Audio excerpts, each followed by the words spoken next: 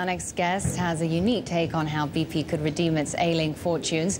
Bloomberg columnist Lynn favours a three-pronged approach, and the central tenet involves hiring a former British Prime Minister.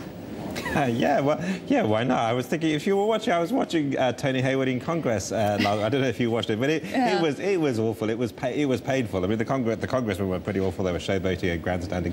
But I mean, Hayward was really struggling to find a voice. And you think back to Tony Blair in front of the Iraq inquiry a few months ago. I mean, that was a much harder wicket to defend. He'd be really good. It's essentially a political crisis. So I think the point I'm making, that's quite a light point. Maybe the right person, not the right or the wrong person. But they need to start thinking about out of the box. I mean, they're in a deep hole at the moment, and they need to start doing something different because they're drowning, and they need to start thinking. I think what they need to think about most of all is getting a different chairman and getting a different communications strategy, and somebody who can actually turn this argument around for them. Of course, Tony Hayward was due to speak to his peers at the annual World National Oil Companies Congress, but he hasn't shown up. There was a change of plan there. Well, you know, I mean, yet another in a long series of gaffes. I mean, hiding is not good enough. Just hiding and doing the traditional stuff. I mean, companies don't like this kind of intense political pressure. And actually, there's a serious point here about getting a politician in to do the job for them, because this is a political crisis. What they're caught up in is something that politicians are very used to. But corporate people and people who spent their whole life inside a big company setup, they're just totally unused to it, and they basically haven't got the foggiest what to do. But tell me more about this three-pronged approach. Well, OK, that was number one. Get Tony Blair in as chairman. I think we could start. Number two, merge with Gazprom. I mean, the share price is absolutely burnt out.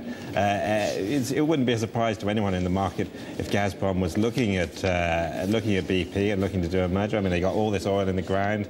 Russia has a lot of oil. The BP has a lot of oil interest in Russia already. But Gazprom would like to have distribution. They'd like to have filling stations all around the world. Good time to take a pop at BP, and then they get Vladimir Putin to go over to Washington and deal with Obama, who'd probably do a better job. So you think that the mounting costs of this bill still potentially pose a risk to the company's independence? Yeah, I mean, of course it does. I mean, when your share price is down 50% in 3 months, I mean, it's got to be a risk to your independence. I mean, BP's still a good company, still got huge assets, still got lots of filling stations, lots of refineries, lots of distribution, lots of muscle all around the world. Anyone in the oil business is bound to be having a look at it. The cost of this bill keeps on mounting, as we've been saying. Stock's down 46% since the rig explosion. Billions of pounds wiped off the company's value. How does the company get out of this mess? How does it move on? Because they're going to be feeling the effects of this for years to come. We're going to see lawsuits filed and compensation claims being made. Yeah, absolutely. I mean, I think another thing, the third point I made in the column was that they should learn some lessons from the tobacco industry. So, I mean, they should go out there and they should talk about to people like British American Tobacco and Philip Morris, because if you look at the situation they're in, I mean, they're deeply unpopular.